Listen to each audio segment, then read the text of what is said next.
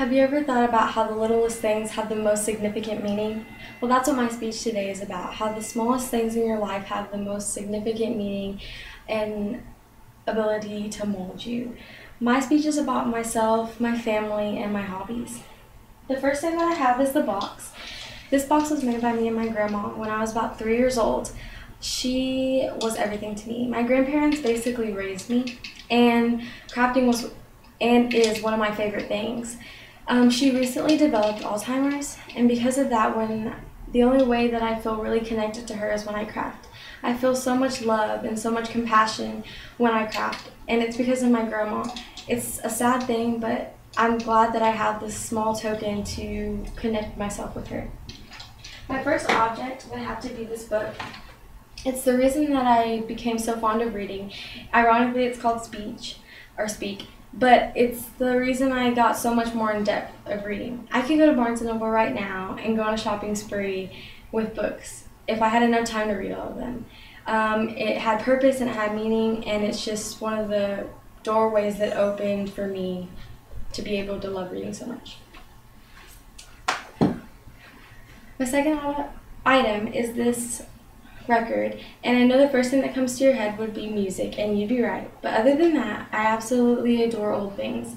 I love old cars. I love records over CDs, and I love everything old, classics over remakes. The reason for that is most likely because of my father. He loves old things. He's always had old cars. All these records are his. My record player is his. But more importantly, just I love old things, and if it wasn't for the economy, I'd have a 1976 Mustang, but that's all because of my dad. My third item would have to be this necklace. Other than the fact that it was given to me by someone who truly loves me, it's the only thing I had that signified love. My family is love, my friends are love, and I'm one of those people that is more connected to you if you tell me something that positively affects me, or if you do something that I needed, or just thought that it would help me in some way. I'm much more of a hands-on person than a materialistic person. That's just how I've always been. The third item is this little puppy with a Christmas hat on. I don't know if you can see him, but Christmas has always been such a great time at my house. I know it's such a cliche to say the holidays are a time of family and happiness, but that's really the way it is at my house. I can smell something and think of Christmas and feel overjoyed because it's really a time where no one fights and there's no problems. And my last item is this little charm. It's the most important item in my box.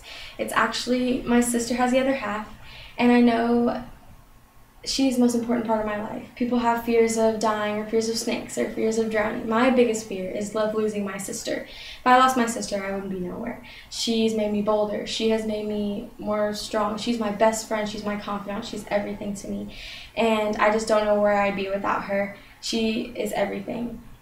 So the next time you think about the most insignificant objects, maybe you should think about the meaning behind them and the people behind them and why they're more important than you think, or why something is as important as you think it is.